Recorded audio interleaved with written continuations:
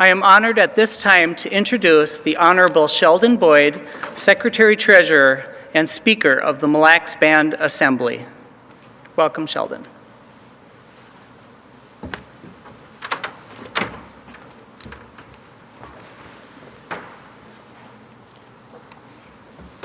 Miigwech and good morning. Before we get started with the session of Band Assembly, I have a few words here. To Mille Lacs band members, Madam Chief, members of the Assembly, commissioners, legislative staff, and all those viewing on the live stream, this annual State of the Band Address. This marks the fourth and final speech of my term as Secretary-Treasurer and Speaker of the Assembly. And that was entrusted to me 4 years ago by the Mille Lacs band members. These last 4 years has been life-changing and passed too quickly. And looking back, the group of people I've had the pleasure to work with have done some incredible things, milestones, and I'll mention those shortly. It's important to remember that in that election 4 years ago, band members voted for the Secretary-Treasurer. For the students here, just quickly, of the 5 elected officials of the Mille Lacs Band government, the Chief Executive and the Secretary-Treasurer are what's called at-large, and that means that all band members vote for these 2 positions. The 3 district representatives embody the collective membership votes, but in 3 parts. The strength of the district representatives is like a bundle of sticks. When bound together in sessions of band assembly, together their strength is greater than the collective under Mille Lacs band law. This makes the most powerful branch of government where lawmaking and the power of the purse starts with these 3. The only check against that day-to-day authority is the signature of the single most powerful voice in band government, that's the chief executive. So that appears to leave the Secretary-Treasurer as the odd person out, but not so. No other elected position has broad fiscal authority for the finances of the band, where lawmaking and fiscal authority are tasked to one person, acting as Speaker of the Assembly and the Secretary-Treasurer. Secretary-Treasurer doesn't spend money. That person has the duty to make sure that money's safe. I'm making that distinction for the purposes of this speech and allow me to summarize and report to the people the accomplishments of the Speaker of the Assembly, then Office of the Secretary-Treasurer for this term of office. It's always lawmaking versus finance. The Speaker of the Assembly is the leader of the legislative branch and, along with legislative staff, facilitate legislation and affixes a signature to documents to verify established processes have been followed. To quote the late former Solicitor General Jim Genia, lawmaking is like a muscle. If you don't use it, you lose it. Lawmaking is one of the cornerstones of our tribal sovereignty. In these past 4 years, staff has worked to improve and energize that function of government. Among these accomplishments has been a series of firsts, some groundbreaking and some potentially will impact the economic security of the band, in my opinion, for generations.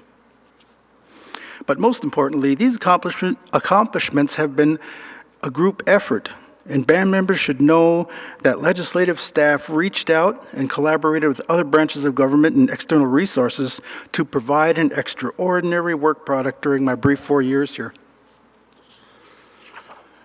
There was reformatting of band assembly bill templates for efficiency within sessions of band assembly, to a wholesale reorganization and digitizing of historical documents.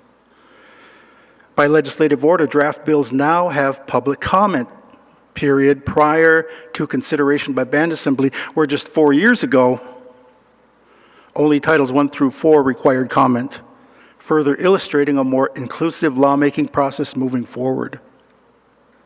Figuratively and literally, the traffic cop for most of this is the Clerk of the Assembly and Parliamentarian Darcy Bigbear. These updated processes were given foundation by passing legislative order that takes the torch from previous band assemblies and continues to solidify the foundations of lawmaking.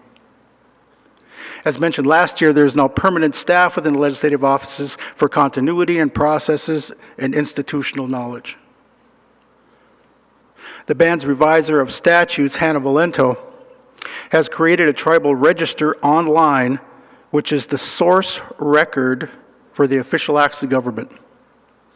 The amount of content scanned and uploaded has been enormous and provides an unprecedented look going back to the 1970s at the official acts of our tribal government. Almost all historical legislative documents are now online on the new tribal register.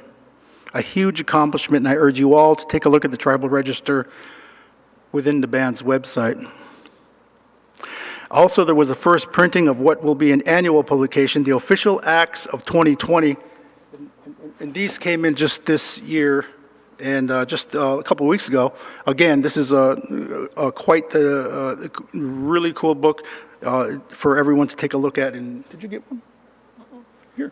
Oh, There you go. So, and the request for proposal for the printing of the official acts of 2021 is underway, and the intent is to have these publications available for reference for future government officials and historical record. The intent is 20 years from now, there will be 20 volumes for the next generation to have a concise record to draw historical knowledge from. Along with last year's initial printing of the laws of the Mille Lacs Band, these publications will be distributed to governmental, legal, and educational institutions for reference, and are available to the general public at a cost, but as determined by the reviser of statutes, are free of charge to band members. Legislative staff and band assembly examined the theory behind the 2-year assembly and 2 sessions per year concept, such as this is the first session of the 20th assembly. The start of sessions coincides with constitutionally mandated elections and account for a change in power. Staff has recently published a calendar to further promote the lawmaking process based on the assembly and session structure for the coming year. Now think about that. Tiny Mille Lacs has been a legislature for 39 years. Let me mention live streaming. One of the duties of the Speaker of the Assembly is to require the prompt recording of the band assembly's acts and deeds. In the first week of June in 2021, live streaming of sessions of band assembly began by legislative order and changes the level of accountability of government to the people. 4 years ago, live streaming was unheard of and was only a concept associated with the ever-elusive term transparency. And it was one of my goals of coming into office. The first resolution put before the band assembly was voted down. But anything worth pursuing takes perseverance. You have to keep talking, don't get discouraged, and eventually the idea was accepted and mandated by legislative order. Live streaming has been a disruptive technology in association with the actual sessions of band assembly. In almost all aspects of sessions have been affected. There are consistently 100 viewers in attendance, and that has impacted protocol, etiquette, and preparation, just to name a few aspects, because people are now watching and are free to form opinions without influence. That's increased transparency and oversight by the people. Today, the band assembly chambers may be a place of technological standard where meetings are held in person or remote or archived or live streamed for online viewing, but it's the legislative staff whose intentions are to make this a welcoming place to come and where lawmaking process has names and faces, personalities and deliberation, and where the breadth of the subject matter can be fully realized by those who choose to attend in person, view live, or view the archived sessions. Staff has begun inviting students from the Nayashing School to attend and experience this band assembly conducting business.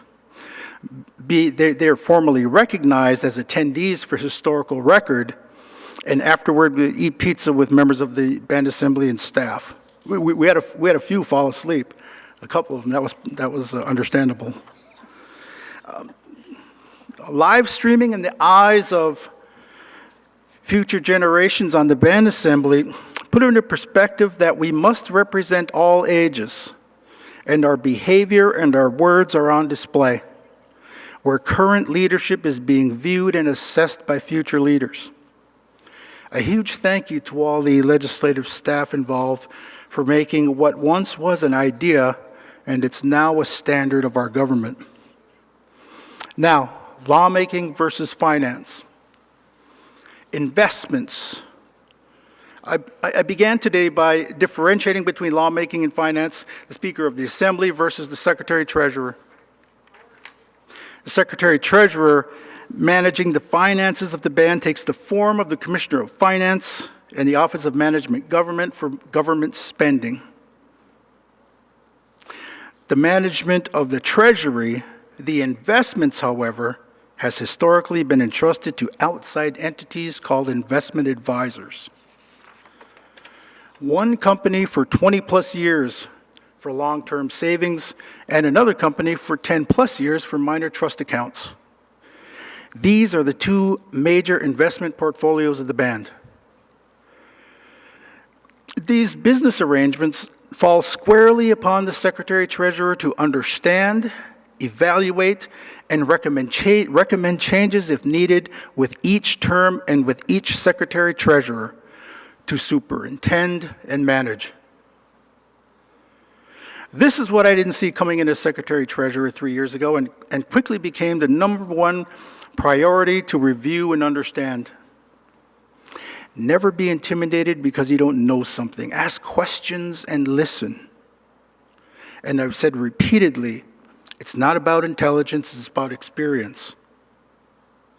You have to find the right, competent, and honest people to help you because I quickly found out that the band's historic investment relationships had serious management structure flaws in relation to the size of the band's investment portfolios.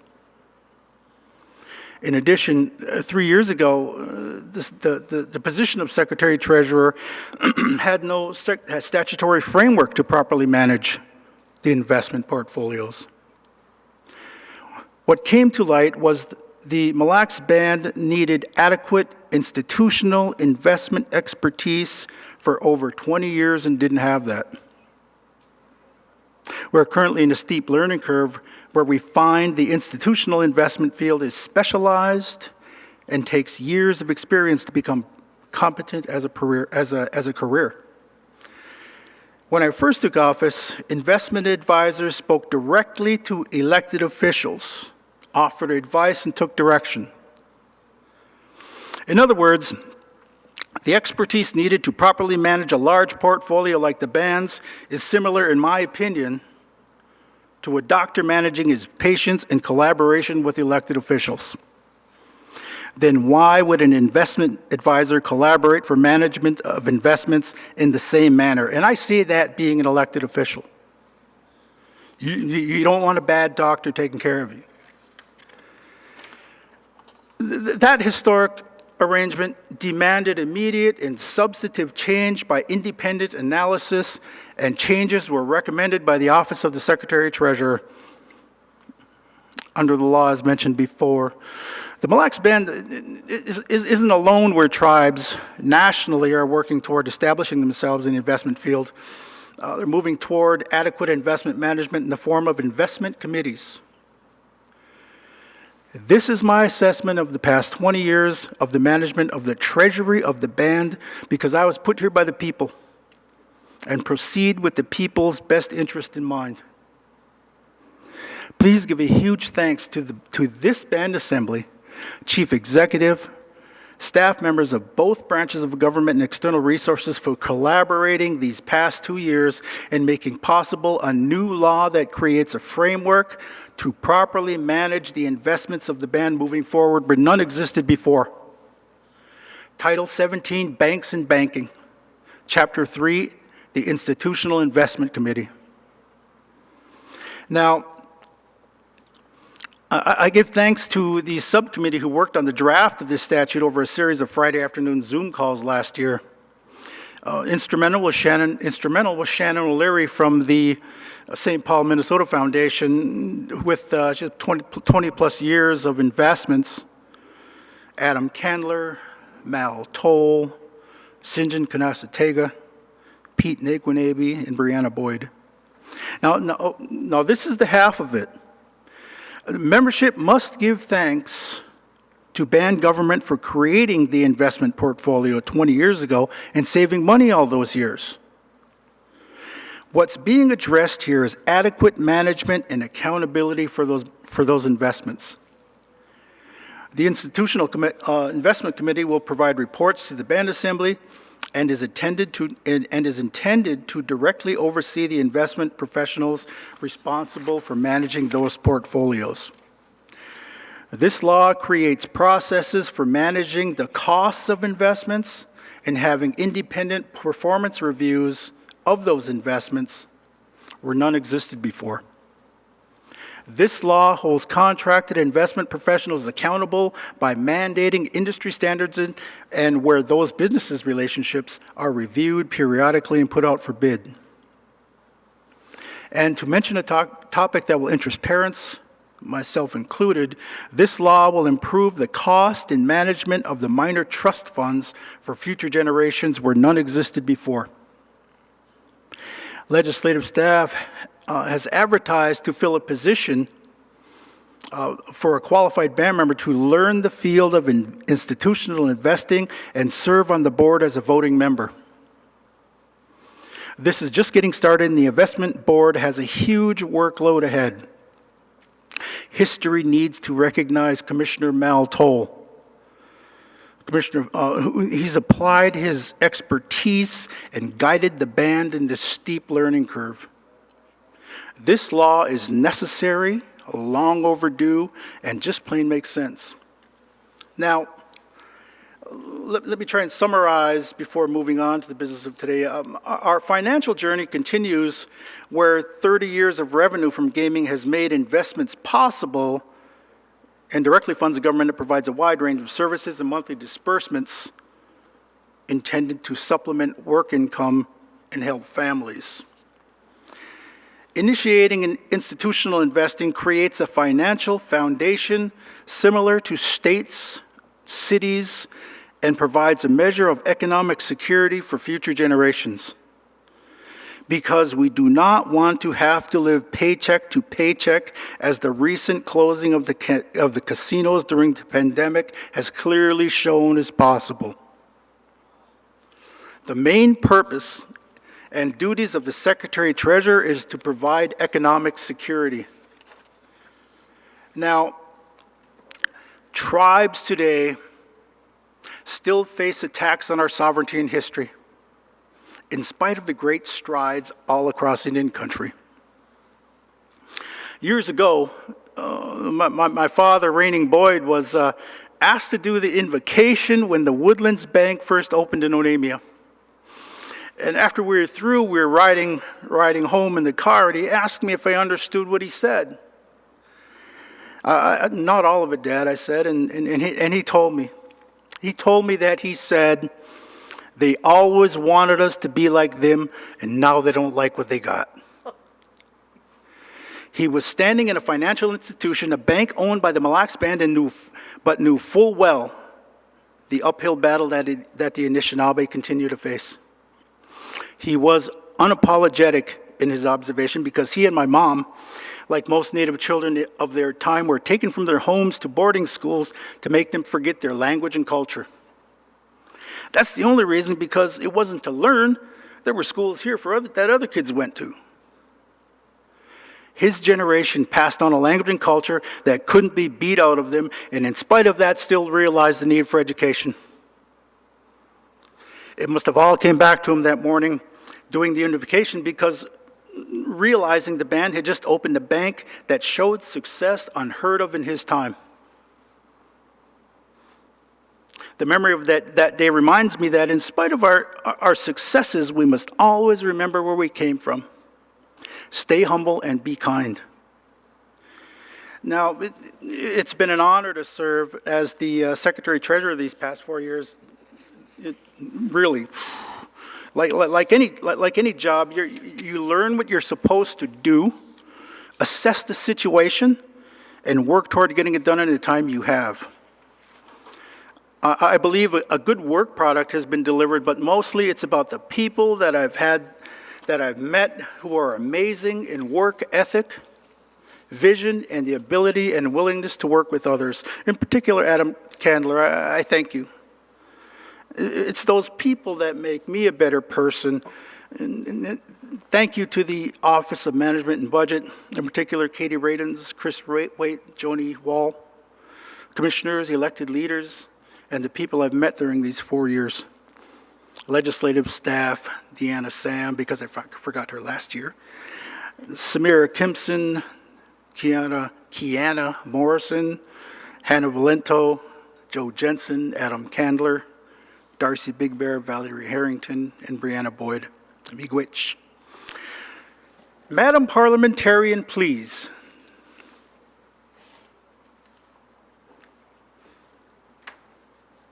Let me call to order the first session of the 20th Assembly on Tuesday, January 11th, 2022. Is there a time, please? 10:59. Do a roll call, please. District 1 Representative Virgil Wind. Here. District 2 Representative Marvin Bruno. Here. And District 3 Representative Wally St. John Sr. Yeah. We have a quorum. Miigwech.